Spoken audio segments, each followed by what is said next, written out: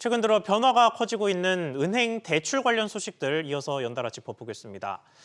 요즘에 은행채 금리가 낮아져서 예금 금리가 낮아지고 있다는 소식 전해드렸죠. 이 영향을 고정금리 주택담보대출도 본격적으로 받기 시작했습니다.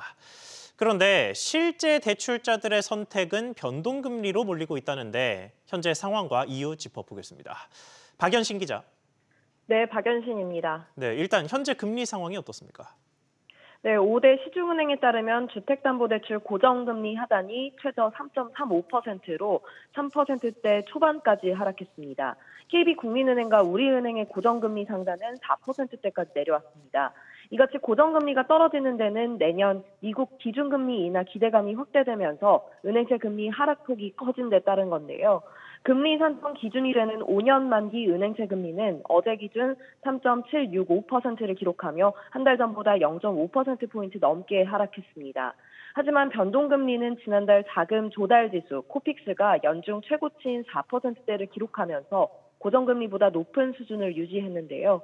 이로써 변동금리와 고정금리의 상하단 격차는 1.2%포인트대로 1%대 넘게 벌어졌습니다. 네, 그런데 지금 박 기자가 이야기한 것처럼 높은 금리대에 머무르고 있는 변동금리를 실제로 선택하는 대출자들이 많다면서요?